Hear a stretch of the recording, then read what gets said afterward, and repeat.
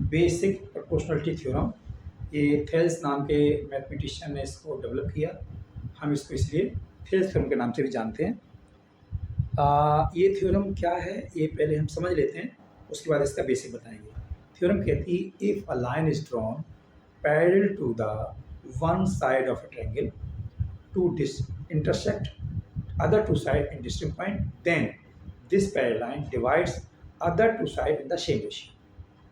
मतलब ये हुआ, अगर ट्रायंगल की D parallel to B C draw की है तो ये डी ए बी और ए सी को सेम रेशियो में डिवाइड करेंगे। यानी ये गिवन है डी पैरेलल टू, लिखा if a line draw parallel side of triangle, हम लिख देंगे, हमें गिवन में लिख देंगे D parallel to B C. एक तो ये बात। दूसरी क्या प्रूव करना है, रेशियो सेम, यानी कि A D upon D B, ये प्रूव करना है A D upon D B equal to A E upon E upon E C, ये हमें प्रूव करना है। ठीक है जी। अब बात करते हैं इसको, दोनों को समझने के लिए थोड़ा बेसिक समझ लेते हैं।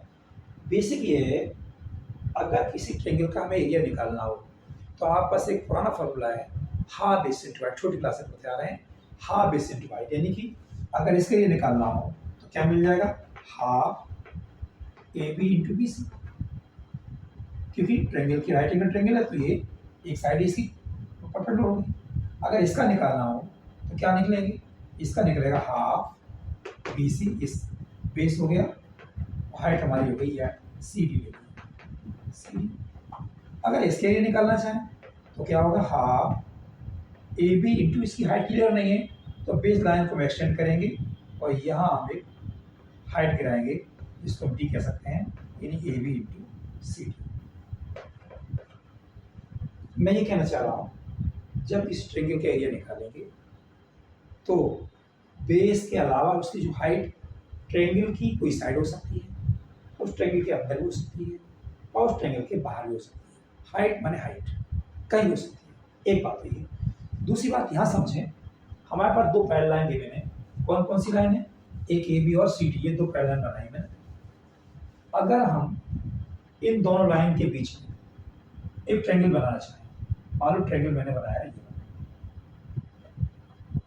इसका नाम दे दिया पी, पी ए बी एक ट्रायंगल है। इसका एरिया क्या होगा, इसका एरिया होगा, इसका पी ए बी का एरिया होगा हाफ ए बी, बेस मैंने ए बी लिया, स्वाइट यहाँ से लगा देते हैं, इसका नाम देते हैं एम पी एम। एक दूसरा पॉइंट लिया मैंने यहाँ क्यू, और एक हमें ट्रायंगल यहाँ डेवलप कर लिया। अब इसके लिए निकालना चाहें, इसके लिए कैसे निकालेंगे, area of Q A B, half base मैंने ए बी लिया, बेस ए बी है, ए बी और हाइट इसकी यहाँ से देखेंगे एन, यानी कि क्यू ए। अब हमें मालूम है ये दोनों लाइन पैरेलल है, इसलिए पी एम और क्यू एन इक्वल होंगे, यानी कि हम इसको चेंज कर सकते हैं। कैसे, क्यू ए बी के लिए क्या ले सकते हैं, हम ले सकते हैं half A B into Q N, ले सकते हैं पी एम। ये तो इसके एरिया बराबर हो गया, half A B into P M, half A B, यानी कि दोनों बराबर हो गए।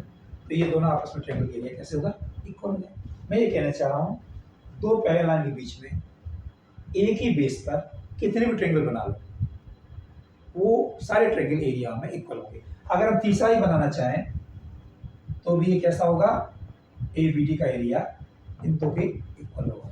कितने भी ट्रायंगल बनाओ, कंडीशन क्या है, बेस कॉमन होना चाहिए और जो ट्रायंगल बनाए हैं वो बिटवीन सेम पैरेलल होना चाहिए। अगर ऐसा होगा तो हम एरिया बराबर कर सकते। ये कॉन्सेप्ट हमें यहाँ मिलेगा देखने को। ये थ्योरम थी पहले क्लास 9 में, अब उन्हें हटा दिया, कोई बात नहीं, हम अपने तरफ से देखते हैं। तो कंस्ट्रक्शन कुछ कर लेते हैं। हमने एरिया पढ़ लिया, तो इसका एरिया निकालना चाहे तो हमें हाइट चाहिए, हाइट हमने यहाँ गिराई, ठीक है, और इसका नाम दिया एम। इसका इसको हाइट कराना चाहे तो यहाँ से हाइट गिर जाएगी, हाइट, इसका नाम दिया एम।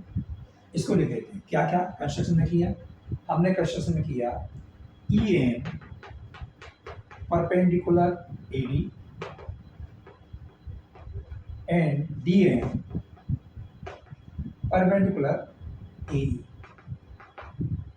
और पहला इनका देखो D E parallel to B C है, सो यहाँ से भी हम थोड़ा बहुत कुछ निकाल लेंगे। और ये हमने क्या किया, ये फर्स्ट केस में हम लोग सेकेंड में जो कंस्ट्रक्शन किया वो किया, ज्वाइन कराया किसको, joining B E and C D. अब प्रूफ में हमें मालूम है, प्रूफ में ये एरिया हम निकालने जा रहे हैं, area of A D E. क्या हम इसको ऐसे ले सकते हैं, area of A D E equal to area of A D. क्यों ले सकते हैं, क्योंकि एक ही ट्रायंगल का एरिया है। हम चेंज क्या करेंगे, हम ए डी का जब एरिया के पहले बेस लेंगे ए डी, सो बेस मिल गया, यानी कि हाफ बेस इनटू हाइट, और हाइट मिल जाएगी हमें ई एन। और राइट साइड में जब मैंने एरिया लगाया तो इस बार बेस ले लिया मैंने ए ई, यानी हाफ ए ई इंटू हाइट हो जाएगी डी एन। हाफ से आप कैंसिल कर दो, हमें एक इक्वेशन मिल गई क्या, A D into E N equal to A D into A into D N. इससे क्वेश्चन फर्स्ट किया। अब क्योंकि ये बी डी ई और बी डी ई सी दोनों एक ही पैनल के बीच में है और सेम बेस डी है, तो एरिया बराबर हो जाएंगे। तो हम लिखेंगे area of and area of triangle B D equal to area of हो जाएगा सी ई डी। अब अगर यहाँ लिखा है हाफ, अगर हम बी डी को बेस ले लें तो हाइट कहाँ, बेस के आगे मिलेगी हाइट ट्रायंगल के बाद, यानी कि E N equal to C D. इस ट्रायंगल ये निकालें, अगर हम सी को हाइट ले लें, सी को बेस ले लें, हाइट क्या मिलेगी डी एन। सो हाफ से आप कैंसिल हो गया, हमें यहाँ क्या मिलने वाला है, हमें मिला B D into E N equal to E C multiply D N. ये इक्वेशन सेकंड आ गई है। फर्स्ट को सेकंड से डिवाइड कर from first and second. First का लेफ्ट पार्ट है A D into E N, A D into E N, और डिवाइड करना है सेकंड लेफ्ट पार्ट, यानी कि B D into E N equal to first का राइट पार्ट है हमारा ए into D N, A into D N, और second का पार्ट है E C into D N, E C into D N. D N से D N cancel, D N से N cancel, हमें जो मिला वो मिला A D into A D upon B D equal to A E upon E C. यही हमें prove करना था।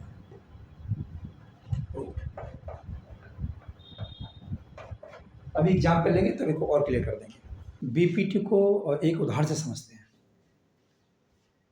हमारे पास एक ट्रेपेजियम है जिसमें A B parallel to D C given है, और ई एफ जो है वो गिवन है ए बी के पैरेलल। हमें प्रूव करना है A E upon A D equal to F B upon C F. ये प्रूव करना, तो इसके लिए कंस्ट्रक्शन कर लेते हैं। कंस्ट्रक्शन क्या कर लेते हैं, एक ए सी को मिला देते हैं, ये लिख देते हैं ज्वाइनिंग ए सी। अब हम देखेंगे सॉल्यूशन में क्या, ए बी डी सी के पैरेलल है, ई एफ ए बी के पैरेलल है, इसका मतलब ई एफ डी सी के पैरेलल होगी। तो लिखेंगे सॉल्यूशन में since A B parallel to D C and A B parallel to E F therefore EF will parallel to DC. अब देखेंगे इन ट्रायंगल ADC में। जब क्लियर हो गया, यहाँ नाम दे देता हूँ, एक और पॉइंट T नाम दे देता हूँ। अगर EF पैरेलल है तो ET पैरेलल होगी। अगर हम ट्रायंगल ADC में देखें तो ET पैरेलल टू DC यानी BPT एप्लीकेबल है। तो हम कहेंगे ADC में बाई BPT। क्या करेंगे BPT में? हम लिखेंगे AE upon ED equal to AT upon TC। AT upon TC, ये इक्वेशन बता देना। सिमिलरली इसमें ये इसके पैरेलल है तो इसमें ये लग जाएगा।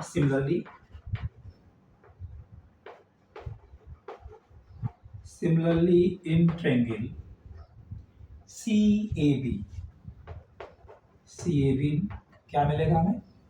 हमें मिलेगा CF upon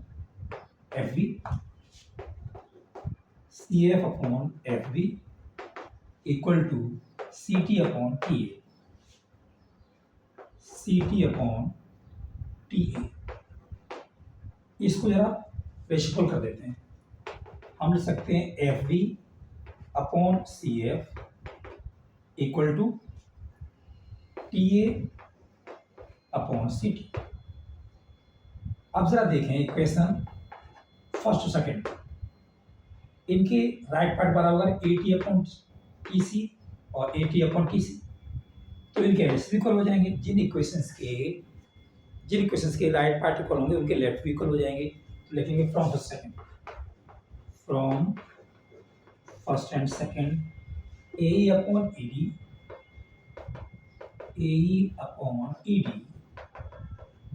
equal to FB upon CF। तो यही हमें प्रूव करना था, ये प्रूव करना था।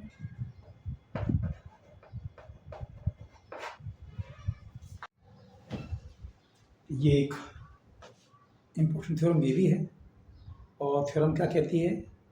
If a line divides any two sides of a triangle in the same ratio then it will be parallel to third side.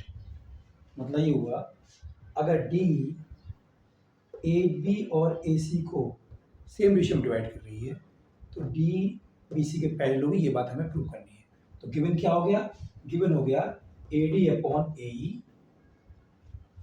Given हो गया AD upon DB equal to AE upon EC। ये given हो गया। और क्या prove करना है? Prove करना है D पैरेलल टू BC। ये प्रूव करना है D पैरेलल टू BC। ये तो बात है। तो हम एक छोटा सा कंस्ट्रक्शन कर लेते हैं। कंस्ट्रक्शन में क्या लिखेंगे? कंस्ट्रक्शन में थोड़ा सा हम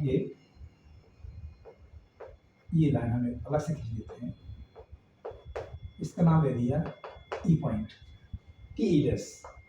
यानी हमने कंस्ट्रक्शन किया DE dash parallel to BC।